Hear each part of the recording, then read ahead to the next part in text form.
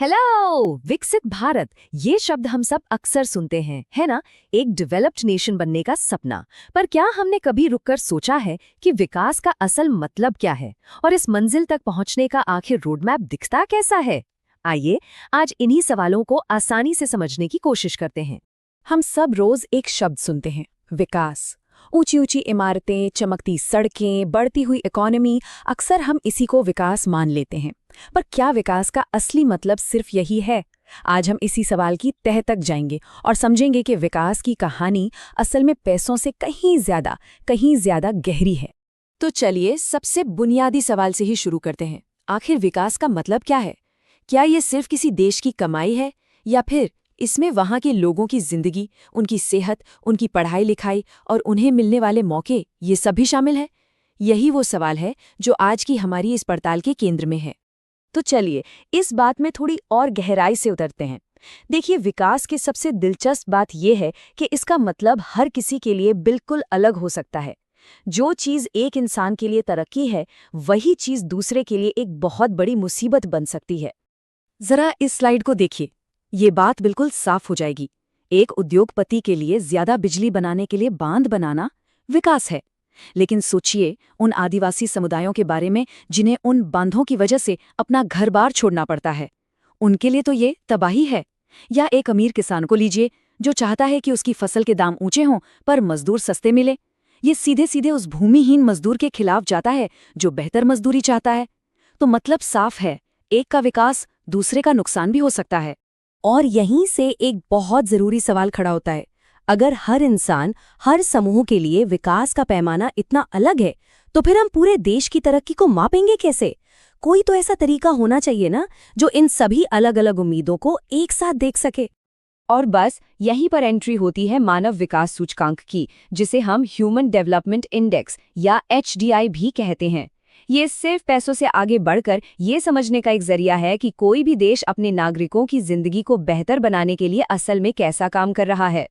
तो ये HDI आखिर है क्या?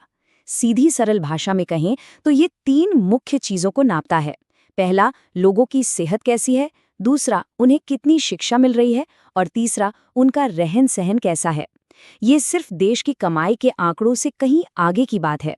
इसका पूरा फोकस इस पर है कि देश के आम नागरिक एक कैसी जिंदगी जी रहे हैं। चलिए इन तीनों को एक एक करके देखते हैं। तो पहला पैमाना है एक लंबा और स्वस्थ जीवन। इसे मापा जाता है जीवन प्रत्याशा से। मतलब जन्म के समय एक इंसान औसतन कितने साल जीने की उम्मीद कर सकता है। भारत के लिए ये आंकड़ा है 67.7 साल। यह नंबर हमें देश की स्वास्थ्य सेवाओं और पोषण के बारे में एक मोटी तस्वीर दे देता है। दूसरा पैमाना है ज्ञान तक पहुंच। इसे हम स्कूली शिक्षा के अपेक्षित वर्षों से मापते हैं। भारत में ये 12.6 साल है।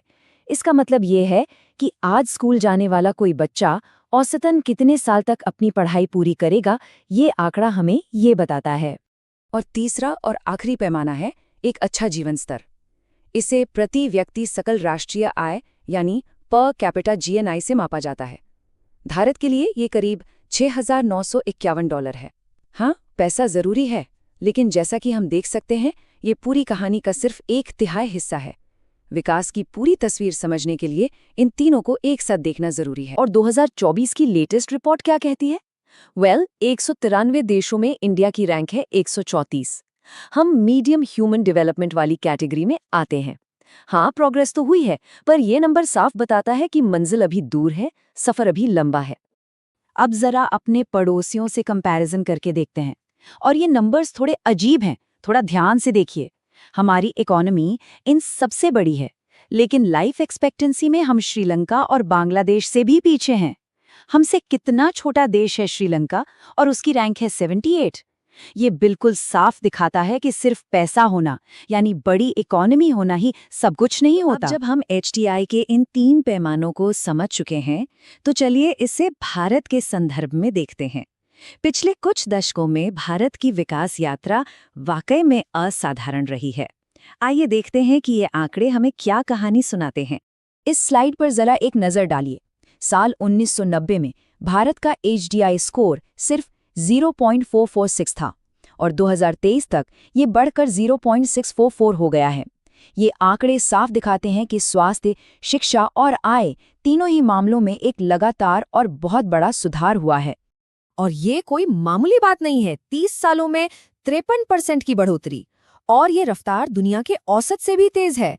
ये दिखाता है कि भारत ने अपने लोगों की जिंदगी को बेहतर बनाने के लिए कितनी जबरदस्त छलांग लगाई है। लेकिन जैसा कि अक्सर बड़ी कहानियों में होता है, सब कुछ इतना सीधा साधा नहीं है। तरक्की की इस बड़ी और अच्छी तस्वीर के पीछे कुछ गहरे विरोधाभास और कुछ बड़ी चुनौतियां भी छिपी हुई हैं। चलिए अब जरा उन पर भी एक नजर डालते हैं। सबसे पहले तो एक बहुत बड़ी कामयाबी की बात करते हैं। 2005 के बाद से भारत ने 41.5 करोड़ लोगों को गरीबी से बाहर निकाला है। ये आंकड़ा सच में अविश्वसनीय है। ये शायद इंसानी इतिहास में गरीबी कम करने के सबसे बड़े कारनामों में से एक है। लेकिन यहीं पर कहानी में पहला मोड़ आता है। ये जो तरक्की है, ये देश के हर कोने में बराबर नहीं पहुंची है। इस चार्ट को देखिए।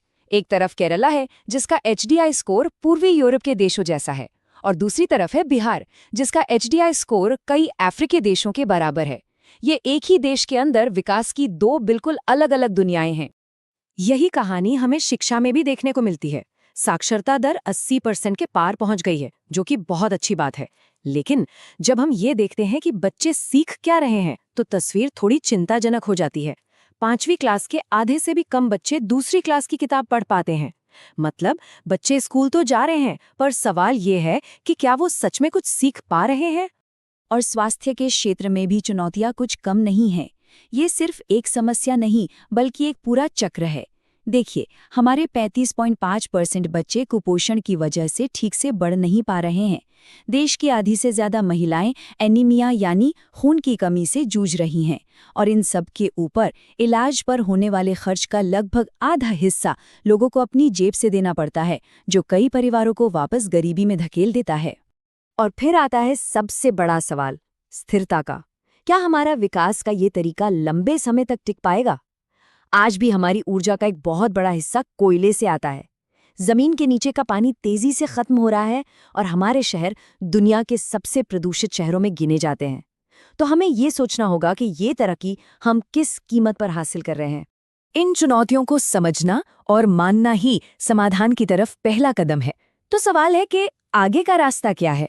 अच्छी बात यह है कि एक्सपर्ट्स एक ऐसे विकास के लिए एक साफ रोड मैप सुझाते हैं जो टिकाऊ भी हो और जिसका फायदा सबको मिले। ये एक 4 सूत्रीय योजना है। पहला, लोगों में निवेश करें, मतलब स्वास्थ्य और शिक्षा पर सरकारी खर्च बढ़ाया जाए। दूसरा, असमानता कम करने पर फोकस हो, जिससे रोजगार बढ़े और सबको सुरक्षा मिले। तीसरा, विकास के ऐसे तरीके अपनाए जाएं जो पर्यावरण के लिए सही हों, जैसे कि सौर ऊर्जा। और चौथा, शासन को बेहतर बनाया जाए ताकि योजनाओं का लाभ सही लोगों तक पहुंच सके। और अंत में एक बहुत पुरानी कहावत है जो हमें सब कुछ याद दिला देती है। हमने ये दुनिया अपने पुरखों से विरासत में नहीं ली है, बल्कि अपने बच्चों से उधार ली है। विकास सिर्फ आज के लिए नहीं होता, ये आने वाली पीढ़ियों की एक अमानत है। हमें एक ऐसा रास्ता चुनना होगा जो न सिर्फ हमें आज आगे ले जाए, बल्कि ये भी पक्का करे कि हम आने वाली नस्लों के लिए एक स्वस्थ और खुशहाल धरती छोड़कर जाएं। असली सवाल ये है कि क्या हम इस जिम्मेदारी को उठाने के लिए तैयार हैं?